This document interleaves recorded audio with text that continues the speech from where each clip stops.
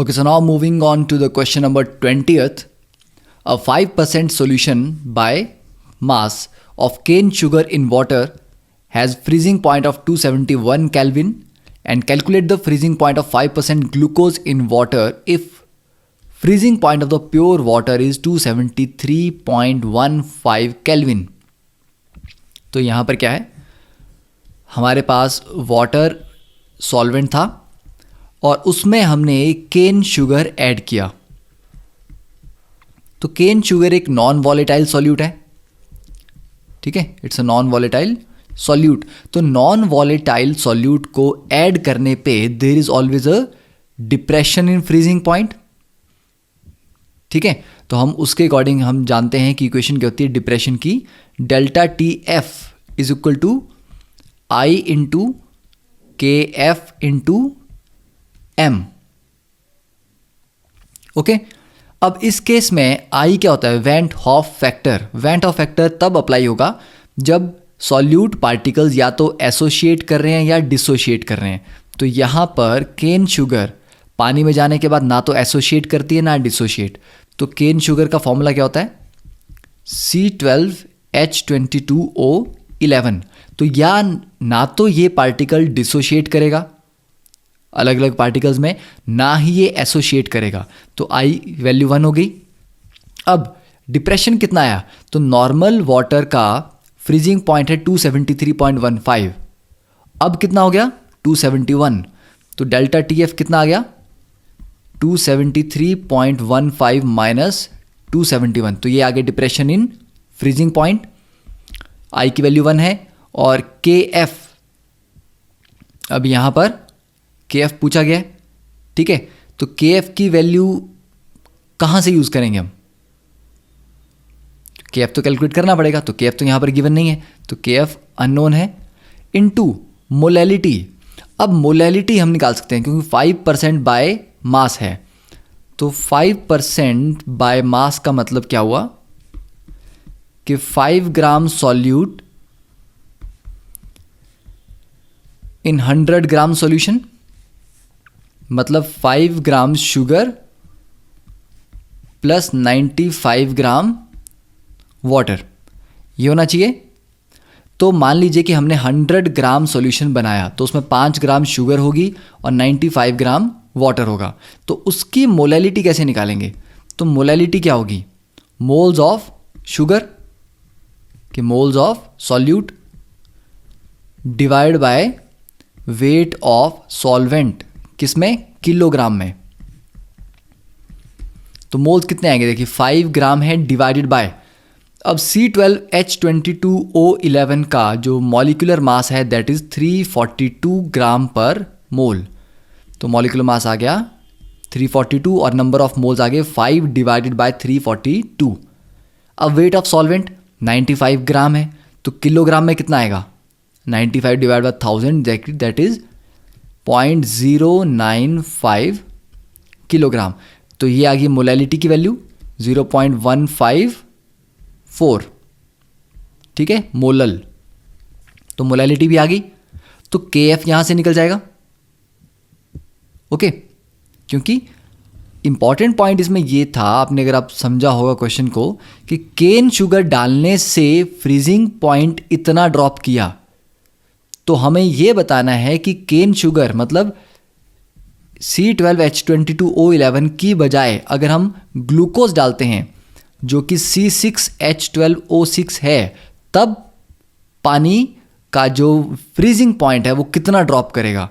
तो दोनों केस में के एफ की ज़रूरत पड़ेगी. तो पहली इक्वेशन से हम के एफ निकालेंगे, उसको सेकंड पार्ट में यूज़ करेंगे. तो यहाँ से के एफ आ जाएगा delta T F divide by molality, ठीक है. तो डेल्टा टी एफ ये कितना था 273.15 माइनस 271 दैट इज 2.15. मोलैलिटी आ गई 0.154. तो ये आएगा अप्रॉक्सीमेटली 14 केल्विन किलोग्राम पर मोल, ठीक है. तो ये आ गई हमारे पास के एफ की वैल्यू. अब now for a glucose solution, अब पहले तो शुगर सॉल्यूशन था, फॉर ग्लूकोज सॉल्यूशन ठीक है, जो कि कैसा है 5% वेट बाय वेट है। तो इसका मतलब 5 gram glucose plus 95 gram water है। और ग्लूकोज का फॉर्मूला क्या होता है C6H12O6। तो इसकी मोलैलिटी कितनी आ जाएगी, moles of glucose that is 5 gram given weight upon glucose का मॉलिक्यूलर वेट होता है 180 डिवाइड बाय पानी का मास कितना है किलोग्राम में 0.095। तो ये इसकी मोलैलिटी आ गई।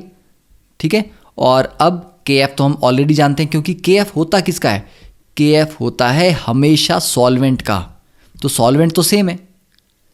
ठीक है, तो ये ध्यान रखना कि ग्लूकोज चेंज किया हमने केन शुगर से, मतलब सॉल्यूट चेंज हुआ है, तो KF चेंज नहीं होगा, क्योंकि KF हमेशा सॉल्वेंट का होता है इस फॉर्मूला में। तो अब जो आपके पास डेल्टा TF आएगा वो कितना होगा, I इसके लिए भी 1 होगा, और KF की वैल्यू हमने कैलकुलेट की है 14, और मोलैलिटी यहाँ से कैलकुलेट करके ये वैल्यू आ जाएगी 0.292, और I की वैल्यू 1 होगी, क्योंकि ग्लूकोज भी ना तो डिसोशिएट करेगा ना एसोशिएट करेगा। तो ये आ जाएगा अप्रॉक्सीमेटली 4 केल्विन। तो मतलब ड्रॉप कितना आया, 4 केल्विन का।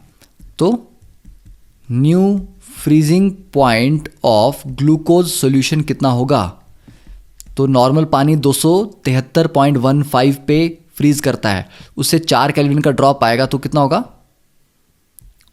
273.15 माइनस 4, तो दैट इज 269.15।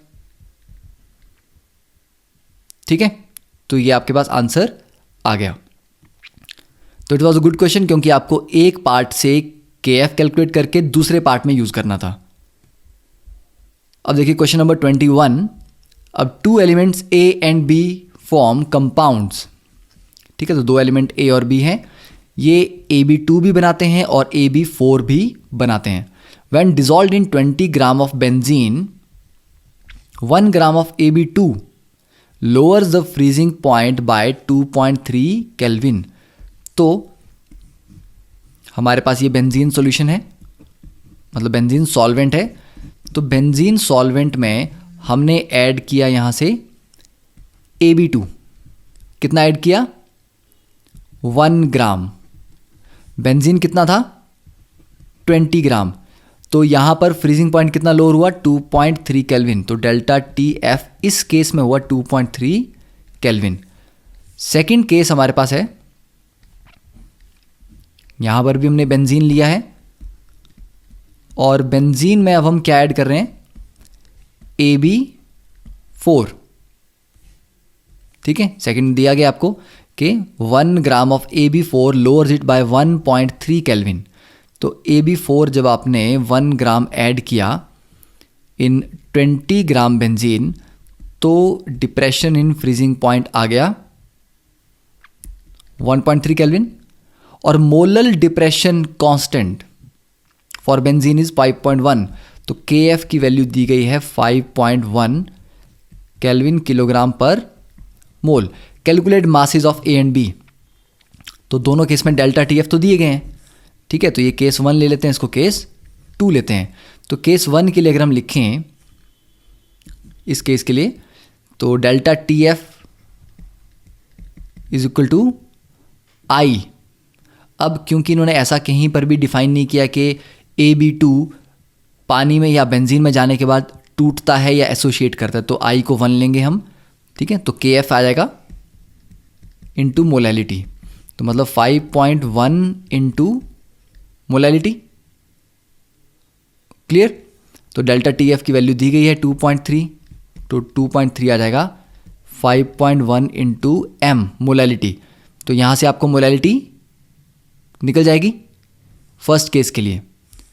सेकंड में डेल्टा TF कितना दिया गया है 1.3, तो 1.3 हो जाएगा 5.1 इंटू सेकेंड केस की मोलैलिटी, इसको हम M डैश ले लेते हैं। तो दोनों केसेस के लिए आपको मोलैलिटी की वैल्यू पता चल गई है। अब मोलैलिटी की वैल्यू से मॉलिक्यूलर मास कैसे निकाल सकते हैं, तो देखिए यहाँ पर मोलैलिटी को लिखेंगे हम 2.3/5.1 और मोलैलिटी होती है मोल्स ऑफ सॉल्यूट। अब मोल कितने डालें? 1 ग्राम, ठीक है, 1 ग्राम, तो मोल्स कितने आ जाएंगे? 1 डिवाइड बाय मॉलिक्यूलर मास, तो molecular mass of Ab2 divided by molecular weight, total weight of the solvent in kilogram. तो किलोग्राम में कितना होगा बेंजीन? 20 ग्राम का कितना बन जाएगा? 0.020। ओके, तो यहां से मॉलिक्यूलर मास ऑफ Ab2 निकल जाएगा। इस पार्ट से molecular mass of Ab2 calculate करेंगे, क्योंकि मोलैलिटी तो दी है 2.3/5.1, तो molecular mass of Ab2 calculate करके आएगा 110.8 ग्राम पर मोल। वैसे ही यहाँ से जो m डैश है वो 1.3/5.1 है, और वो कितना आ जाएगा? इस केस में number of moles of solute upon weight of solvent. तो सेकंड केस में भी मोल्स ऑफ सॉल्यूट क्या होगा? Weight of solute 1 gram upon molecular mass of Ab4 divided by weight of solvent in kilogram 0.020। तो इसको solve करेंगे तो यहाँ से molecular mass of Ab4 calculate होगा, यह आ जाएगा 196, ऑलमोस्ट 196 ग्राम पर मोल। अब Ab2 का 110.8 है, Ab4 का 196 है, तो let us assume that atomic weight of A, जो एलिमेंट A है उसको A ले लेते हैं, ठीक है, A ग्राम पर मोल, और एटॉमिक वेट B का स्मॉल b ग्राम पर मोल। तो Ab2 का कितना हो जाएगा? A + 2b, तो ये 110.8 आना चाहिए, और Ab4 का कितना आ जाएगा? A + 4b, ये 196 आना चाहिए, ठीक है। तो ये दो इक्वेशंस आ गई आपकी 3 और 4। अब इन दो इक्वेशंस को अगर हम सॉल्व करेंगे तो आपके पास A और B दोनों की वैल्यू आ जाएगी। ओके, तो यहाँ से आफ्टर सॉल्विंग फाइनली A की वैल्यू आएगी 25.5 और B की वैल्यू आएगी 42.5। ओके, तो these are almost approximate answers of A and B के दोनों एलिमेंट्स का एटॉमिक मास कैलकुलेट कर लिया हमने। तो question number 22, at 300 Kelvin 36 gram of glucose present in a litre of its solution. तो 1 लीटर सॉल्यूशन में 36 ग्राम ग्लूकोज हमने ऐड किया है 300 केल्विन टेम्परेचर पे, और उसका ऑस्मोटिक प्रेशर आ रहा है 4.98 बार। ओके, तो हम जानते हैं कि pi is equal to CRT, तो यहां पर पाई आपको दिया है, कंसंट्रेशन आपको ऑलमोस्ट गिवन है क्योंकि अमाउंट ऑफ सॉल्यूट दिया है, इससे मोल्स ऑफ सॉल्यूट निकल जाएंगे। वॉल्यूम ऑफ सॉल्यूशन 1 लीटर दिया गया है, आर हमें पता है, टेम्परेचर हमें पता है। सेकेंड हाफ में पूछा है if the osmotic pressure of the solution is 1.52 बार, मतलब पहले 4.98 था, वो एक पर्टिकुलर कंसंट्रेशन पे होगा, पर अगर ऑस्मोटिक प्रेशर घट के 1.52 बार हो गया है at the same temperature, what would be it's concentration. तो इतना तो क्लियर है कि अगर पाई कम हो रहा है, टेम्परेचर कांस्टेंट रहा, तो मतलब कंसंट्रेशन भी डिक्रीज की होगी।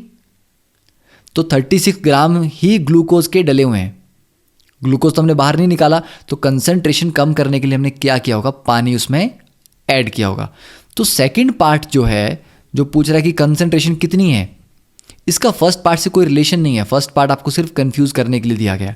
तो सेकंड पार्ट में पाई की वैल्यू पुट करेंगे तो 1.52 आएगी, कंसंट्रेशन पूछेगी अननोन है। आर की वैल्यू अब इंपॉर्टेंट है क्योंकि यहां पर प्रेशर दिया गया बार में, और आर की हम जो वैल्यू लिखते हैं नॉर्मली 0.0821, ये होती है लीटर ATM पर मोल पर केल्विन। तो ये लीटर ATM में है और इसको लीटर बार में लेना है, तो ये आ जाती है 0.083 लीटर बार पर मोल पर केल्विन, और टेम्परेचर दिया गया आपको 300 kelvin.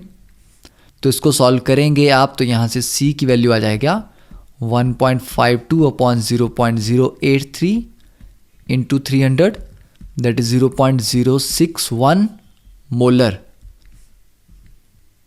Okay, so that is the concentration of solution. तो सिंपल क्वेश्चन था, फर्स्ट हाफ का कोई भी इंपॉर्टेंस यहाँ पर नहीं है. ओके